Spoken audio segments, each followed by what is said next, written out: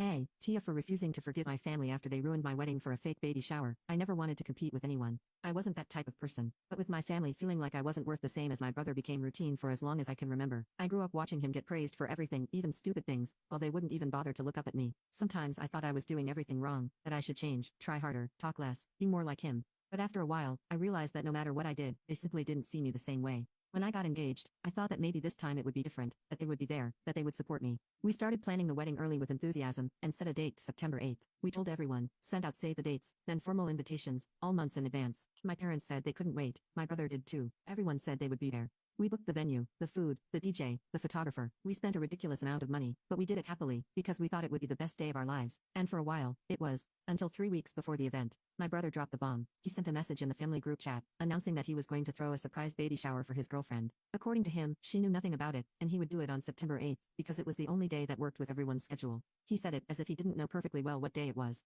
I froze when I read it. I waited for someone, my parents, my uncles, anyone, to tell him that it didn't make sense, that it was my wedding day. No one said anything. I called my mother that same day, and asked her if she had seen the message. She said yes. I asked her if she didn't think it was a bad joke. She said no. She didn't think he would do it with bad intentions, that he surely forgot. I reminded her that he himself had sent me a message a month ago saying that he already had his suit ready for the ceremony. She was silent for a few seconds, and then said, well, but it's the first baby in the family. You're going to have more weddings, but that baby isn't going to be born twice. I don't know if I hung up, or if she did.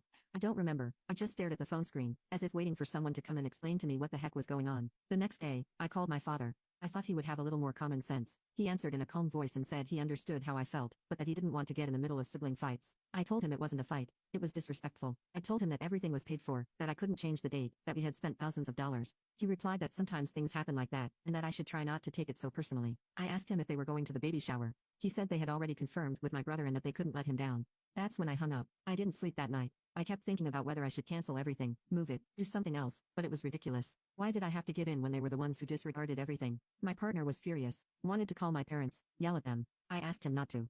I didn't want them to think I was making a scene, even though I was breaking down inside. The worst part is that I started to doubt myself, wondering if I was overreacting, if a surprise baby shower was really worth more than my wedding. I thought about every birthday where my brother had a personalized cake and I had a generic supermarket one. The gifts, the words, how they always defended him even when he did the worst things. And there I was again, having to justify why I deserved something. That same week, I called my uncle, my mother's brother, because he had always been more neutral, never got involved in drama, but always had a fair word. I told him everything. He was silent for a long time, and then he said, your mom is going to the baby shower instead of your wedding. I said yeah. He asked me to send him everything by message. The chats, the dates, everything. I sent it to him. I didn't hear from him for 2 days, and then I got a call from my mother. Her tone was different, and what she told me left me even more confused. She called me on a Thursday afternoon. I still remember because I had just gotten home. I was taking off my shoes, and saw her name on the screen. I hesitated to answer. Part of me didn't want to continue with this anymore, but something made me press the green button. Hi, she said without emotion.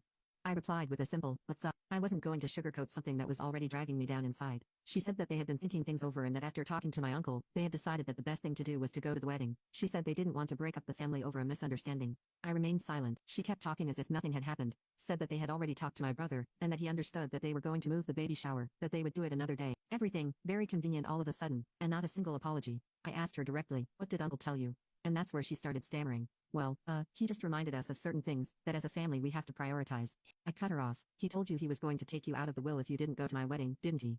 The silence was so clear that I didn't need an answer. That has nothing to do with it, does it? Yes or no? He's exaggerating. You know how he is. But well, yes. He mentioned something like that. That's when I felt something inside me shut down. A part of me that had been holding on for years turned off. Because it wasn't that it bothered me that they changed their minds. It bothered me that the only reason for doing so was the fear of losing money, not love, not guilt, not empathy. Fear of being left out of an inheritance. I hung up without saying anything else, went to the bathroom, and sat on the floor with my phone in my hand, not knowing whether to cry or laugh. It had taken me years to accept that my parents always put me second, but it's one thing to know it and quite another to have the proof staring you in the face. I told my partner everything that night. He told me he supported whatever I decided. If you want to tell them not to come, that's fine. If you want to pretend nothing happened, that's fine too. It's your day, whatever you need. And all I could say was, I need time. 2 days later my brother sent me a message. I almost laughed at the cynicism. Don't worry, we're going to move the baby shower. The important thing is that we're all together that day. As if it had been an innocent misunderstanding, as if he hadn't treated me as if I were a nuisance. He didn't apologize. He didn't ask me how I felt. He just put that and then another line. Have you talked enough with Uncle yet? It wasn't at that moment that I knew the conversation between him and my uncle had been intense. I imagine my uncle telling them face to face that he wasn't going to leave a penny to anyone who treated his niece like that, and that if they wanted to keep the money, they'd better change their attitude. And that's when it all clicked for me. They weren't going to my wedding out of love. They were going to save their share of the will. That hurt more than if they hadn't come at all.